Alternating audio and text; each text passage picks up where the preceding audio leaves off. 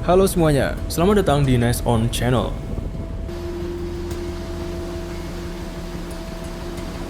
Sistem propulsi di dunia maritim telah mengalami berbagai perubahan selama bertahun-tahun, mulai dari dayung dan layar.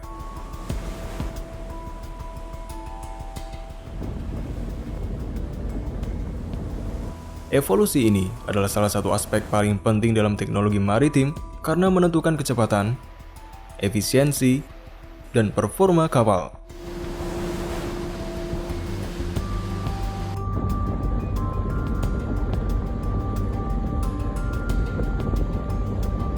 Baling-baling bekerja dengan mendorong air menjauh dari kapal saat berputar. Ini menciptakan dorongan, memungkinkan kapal bergerak maju dengan kecepatan yang konsisten.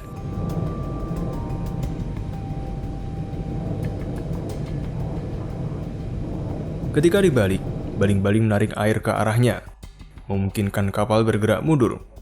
Ini menjadi peluang besar dalam menghemat waktu dan energi.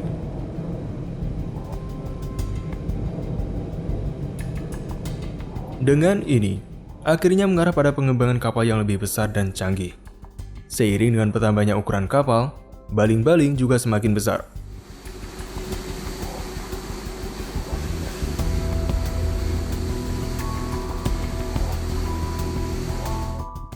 Meskipun telah mengalami ratusan tahun perkembangan teknologi, baling-baling kapal masih diproduksi dengan cara yang sama seperti awal mula.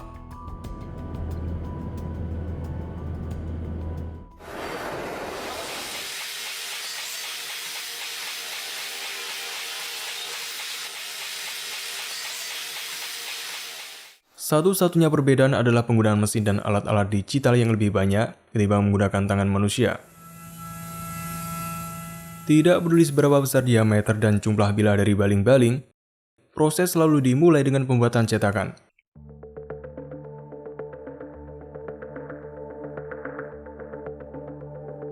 Di Wärtsilä Corp di Spanyol, proses ini dilakukan dengan printer 3D yang memungkinkan pembuatan model baling-baling kayu berukuran penuh. Model-model ini kemudian digunakan untuk membuat cetakan dengan semen atau pasir terkondensasi.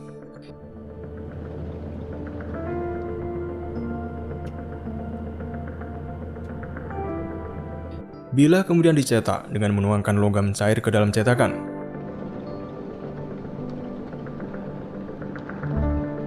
Setelah waktu pengecoran berakhir, bentuk kasar dari baling-baling mulai terungkap.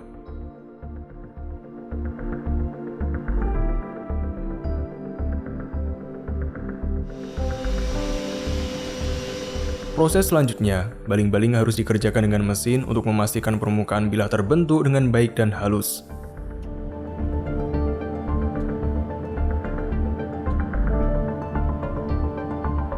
Langkah terakhir adalah polishing, guna meningkatkan tampilan bilah dan menghilangkan ketidaksempurnaan kecil yang mungkin dapat mempengaruhi kinerjanya.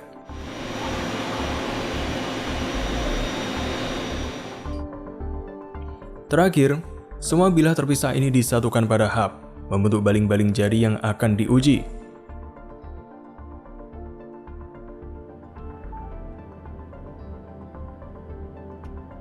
Berbeda dengan baling-baling konvensional, terdapat sistem propulsi kapal yang lebih canggih yang dikenal sebagai azimuth thruster. Pada tahun 1963, Insinyur Joseph Baker menemukan radial propeller yang memungkinkan pengendalian dan manuvrabilitas yang sebelumnya dianggap tidak mungkin. Sistem ini memungkinkan kapal untuk bergerak maju, mundur atau berbelok dalam semua arah tanpa perlu mengubah arah kapal itu sendiri. Dengan kemampuan putaran horizontal hingga 360 derajat, manuvernya sangat fleksibel.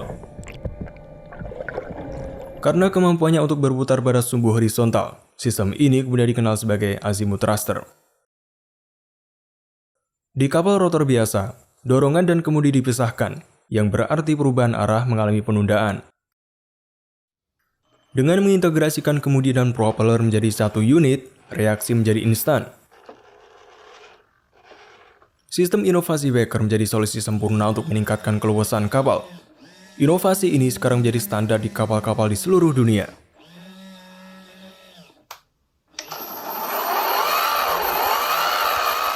Azimuth thruster dipasang pada pod di bagian belakang kapal.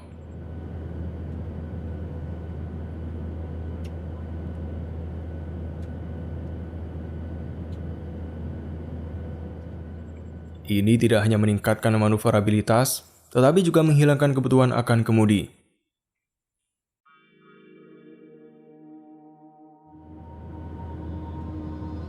ABB adalah salah satu perusahaan yang dikenal memproduksi model azimuth thruster paling canggih.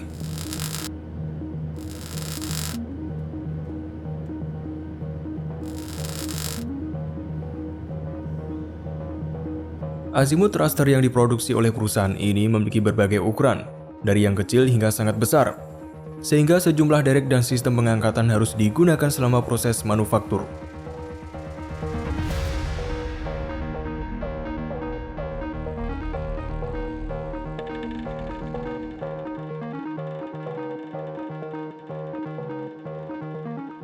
Pertama-tama, bantalan dirakit dan kemudian dimasukkan ke dalam rumah rotor.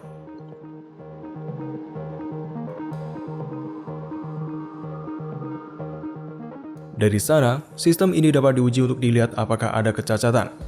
Pada titik ini, pot keseluruhan akan dipasang di kapal yang menunggu.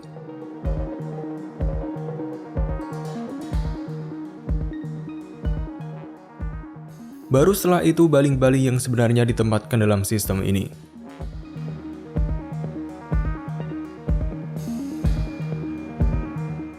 Baling-baling ini dapat bergerak 360 derajat, memungkinkan kapal melakukan manuver luar biasa ke segala arah.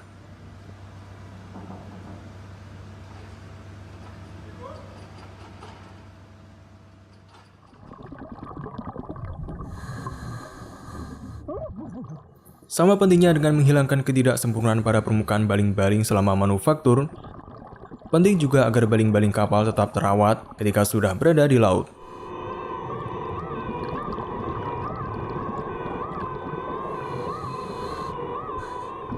Korosi dan pertumbuhan alga dapat secara drastis mempengaruhi kinerja baling-baling ini dan mengakibatkan biaya berlebih dalam penggunaan bahan bakar.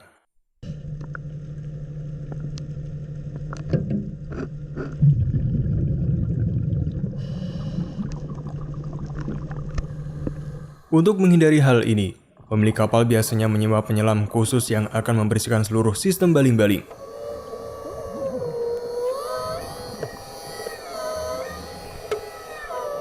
Biasanya dilakukan dengan alat genggam seperti grinder dan pengamplas yang akan menghilangkan akumulasi kotoran serta mengembalikan bentuk hub dan bilas seperti baru.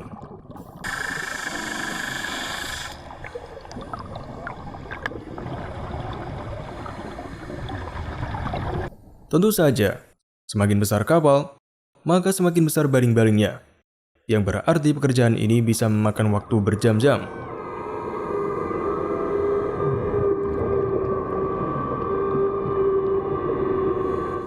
Sama pentingnya menjaga baling-baling kapal besar ini tetap bersih, penting juga untuk tidak mengabaikan kemudi.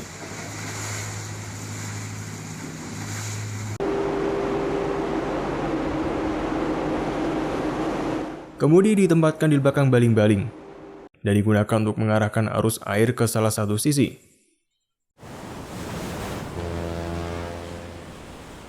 Pada kapal yang tidak menggunakan azimuth thruster, ini yang pada akhirnya memungkinkan kapal dapat berbelok dari satu sisi ke sisi lain.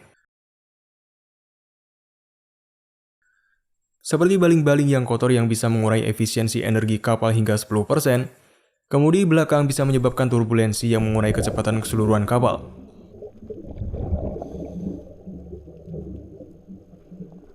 Jika dibiarkan berkarat, kemudi mungkin akan mengalami kerusakan atau patah yang dapat mengganggu kapal selama pelayaran.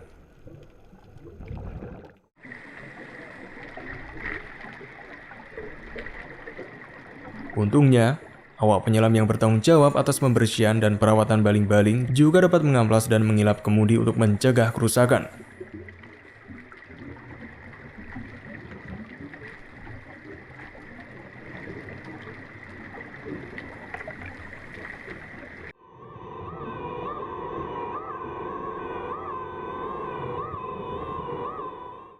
Bagian lain yang tak kalah penting untuk fungsi kapal adalah lambung. Namun, bagian lambungnya tetap berada di bawah air juga rentan terhadap korosi dan penumpukan organisme laut yang sama seperti komponen lainnya, yang dapat memperlambat kapal, meningkatkan drag, dan mengurangi efisiensi bahan bakar kapal.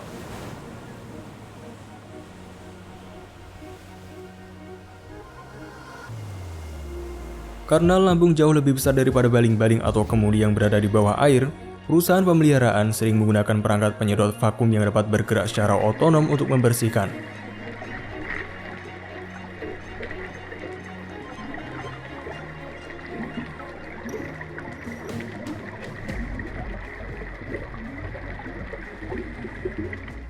Polisher besar ini dengan mudah bergerak dari satu sisi ke sisi lain di sepanjang lambung, menghilangkan partikel dan penumpukan lainnya.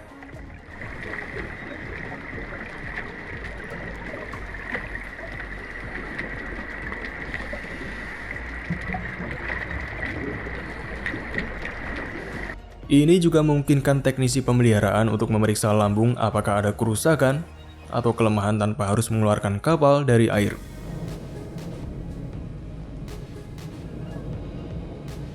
Kapal-kapal besar memerlukan pemeliharaan berkala.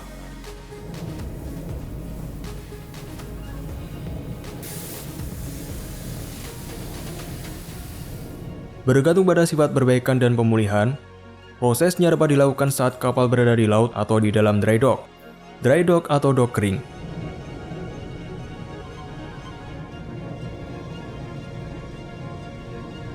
Adalah saluran buatan manusia yang terhubung dengan perairan seperti danau, sungai, dan laut.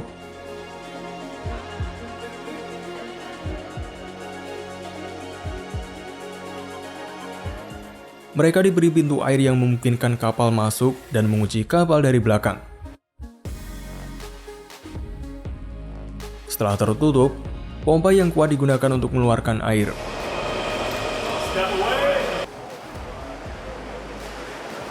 Ini meninggalkan kapal duduk di atas rangkaian blok penyangga dan memberi pekerja pembersihan akses penuh ke bagian kapal.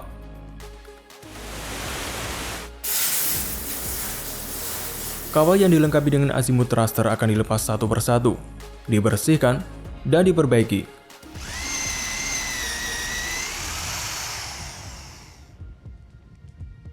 Setelah thruster dan berbagai komponennya dikembalikan dalam kondisi prima, mereka dapat dirakit dan dipasang kembali.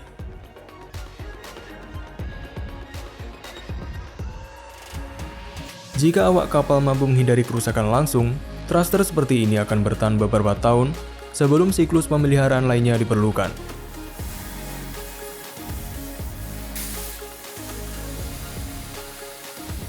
Inilah akhir dari episode kali ini. Bagaimana menurutmu? Tulis pendapatmu di kolom komentar, dan nantikan episode selanjutnya hanya di Next On.